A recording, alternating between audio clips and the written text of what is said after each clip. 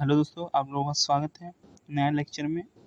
मतलब दूसरे लेक्चर में। इससे पहले एक लेक्चर देख चुके हैं बहुविकल्पी प्रश्न क्लास 10th सिविक्स के पहले चैप्टर सत्ता की साझेदारी। उसके अति लघु उत्तरीय प्रश्न अब देखेंगे। 2 अंक वाले प्रश्न, 1 अंक वाले प्रश्न देख चुके हैं। तो अति लघु उत्तरीय प्रश्न आइए देखते हैं क्या है क्या नहीं। प्रश्न पहला, एशिया के उन 2 देशों के नाम बताइए जिनमें 2 भाषाएं और जातीय समूहों में संघर्ष था। तो 2 देशों का नाम श्रीलंका और लेबनान है।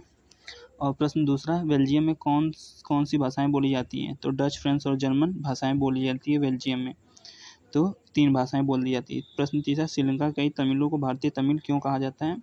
तो इसका आंसर है, उन्हें भारतीय तमिल इसलिए कहा जाता है क्योंकि वे औपनिवेशिक शासन काल में भगवानों से काम करने के लिए भारत से लाए गए थे और उनकी संतान भी आज वहाँ पे हैं, इसलिए उन्हें आज भी श्रीलंका के तमिल कहा जाता है, भारतीय तमिल कहा जाता है। मतलब श्रीलंका में तमिलों को भारतीय तमिल कहा जाता है। प्रश्न चौथा, सत्ता की साझेदारी का क्या अर्थ है। ये इंपॉर्टेंट क्वेश्चन है। उत्तर देखते हैं। सत्ता की साझेदारी का अर्थ है सरकार के विभिन्न अंगों के बीच शक्तियों का विभाजन या विभिन्न स्तरों पर सरकार में शक्तियों का विभाजन ही सत्ता की साझेदारी कहलाती है। प्रश्न पांचवा, सत्ता का क्षैतिज वितरण क्या है। तो उत्तर है, सत्ता के क्षैतिज वितरण का अर्थ है सरकार के विभिन्न अंगों, विधायिका, कार्यपालिका और न्यायपालिका के बीच शक्तियों का विभाजन। सरकार के विभिन्न अंग एक ही स्तर पर रहते हुए भी अपनी शक्तियों का प्रयोग करते हैं, उसे ही सत्ता का क्षैतिज वितरण कहते हैं। ये इंपॉर्टेंट है, ये क्वेश्चन इंपॉर्टेंट है। अब क्वेश्चन नंबर 6 देखते हैं। ठीक है, एक मिनट। क्वेश्चन नंबर 6, सत्ता का ऊर्ध्वाधर वितरण क्या है। तो उत्तर देखते हैं। इसका आंसर, इस व्यवस्था में सत्ता का विभाजन सरकार के विभिन्न स्तरों, केंद्रीय, प्रांतीय तथा स्थानीय स्तर के बीच किया जाता है। तो ये चीज़ है। क्वेश्चन नंबर 7 देखते हैं। बहुसंख्यकवाद से क्या तात्पर्य। ये भी इंपॉर्टेंट क्वेश्चन है। उत्तर, वह व्यवस्था जिसमें देश में रहने वाला बहुसंख्यक समुदाय अपने मनचाहे ढंग से शासन करे और उसके लिए वह अल्पसंख्यक समुदाय की जरूरतें या इच्छाओं की अवहेलना करे, बहुसंख्यकवाद कहलाता है। बहुसंख्यकवाद का एक बहुत ही गलत मतलब था कि वो जो थे वो कई लोगों की इच्छाओं की अवहेलना करते थे, वो सिर्फ अपनी इच्छाओं को ही मानते थे। क्वेश्चन नंबर 8 देखते हैं। श्रीलंका की आबादी में किन किन जाति समूह के लोग रहते हैं। तो उत्तर, श्रीलंका की आबादी में 74% सियली, 11% तमिल, 8% ईसाई और 7% मुसलमान समुदाय के लोग रहते हैं।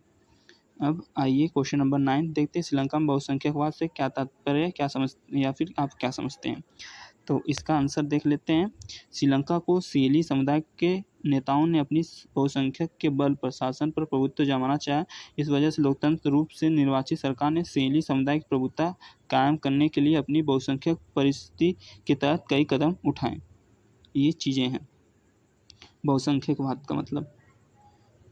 अब यहाँ प्रश्न 10वां देखते हैं। लेबनान में राष्ट्रपति, प्रधानमंत्री, उपराष्ट्रपति और संसद के अध्यक्ष किस किस समुदाय में चुने जाते हैं। तो उत्तर है, लेबनान में राष्ट्रपति ईसाई कैथोलिक ही होना चाहिए। सिर्फ सूत्री मुसलमान ही प्रधानमंत्री हो सकता है। उप प्रधानमंत्री होता है उसका पद ऑर्थोडॉक्स ईसाई और संसद के अध्यक्ष का पद शिया मुसलमान के लिए तय किया गया है। मतलब जो लेबनान है वहाँ पे इन सभी लोगों से, जैसे कि वहाँ नहीं आरक्षण होता है, वही चीज़ वहाँ पे है। प्रश्न 11वां देखते हैं। नियंत्रण और संतुलन की व्यवस्था से क्या तात्पर्य है। ये इंपॉर्टेंट क्वेश्चन है। नियंत्रण और संतुलन, ये बोर्ड में पक्का पूछा जाएगा। ऐसी लोकतंत्र व्यवस्था जिसमें न्यायपालिका की नियुक्ति कार्यपालिका करती है और न्यायपालिका ही कार्यपालिका पर और विधायिका द्वारा बनाए गए कानूनों पर अंकुश रखती है, इस व्यवस्था को नियंत्रण और संतुलन की व्यवस्था भी कहते हैं। ये चीज़ें हैं। नियंत्रण और संतुलन की व्यवस्था किसे कहते हैं, उसका आंसर। प्रश्न 12 मतलब 12वां, सामुदायिक सरकार से क्या तात्पर्य है। तो उत्तर देखते हैं। एक ऐसी सरकार जो एक समुदाय द्वारा चुनी जाती है। बेल्जियम में डच, फ्रेंच और जर्मन वाले समुदाय के लोग चाहे वह जहाँ भी रहते हैं वो इस सरकार को चुनते हैं। इस सरकार को संस्कृति, शिक्षा और भाषा जैसे मसलों पर फैसला लेने का अधिकार होता है। ये 12वें का आंसर है। सामुदायिक सरकार किसे कहते हैं, ये इंपॉर्टेंट है। तो आइए 13वां, युक्तिपरक से क्या तात्पर्य है। जो युक्तिपरक से क्या तात्पर्य वो देख लेते हैं। उस ऐसा फैसला जिसमें केवल एक के आधार पर हानि लाभ का हिसाब लगाकर फैसला किया जाता है, युक्तिपरक कहलाता है। एक के ही विचारों को लेकर उसमें अगर उसको हानि है तो हानि मान लिया जाता है, अगर उसका लाभ है तो उसका लाभ मान लिया जाता है। ये चीज़ें होती हैं, तो ये बहुत ही गलत चीज़ें हैं युक्तिपरक में। प्रश्न 11वां, सत्ता की साझेदारी से क्या तात्पर्य है। तो उत्तर है किसी देश में शासन करने की शक्ति का समाज के अलग अलग समुदायों वर्गों या लोगों में बंटवारा सत्ता की साझेदारी कहलाता है। सत्ता की साझेदारी का ये मतलब होता है। अब प्रश्न 15वां देखते हैं। एथनिक या जातीय से क्या तात्पर्य है? ऐसा सामाजिक विभाजन जिसमें हर समूह अपनी अपनी संस्कृति को अलग मानता है या साझी संस्कृति पर आधारित सामाजिक विभाजन है, तो ऐसे एथनिक या जाति समूह कहते हैं। तो ये जाति समूह और एथनिक से तात्पर्य है।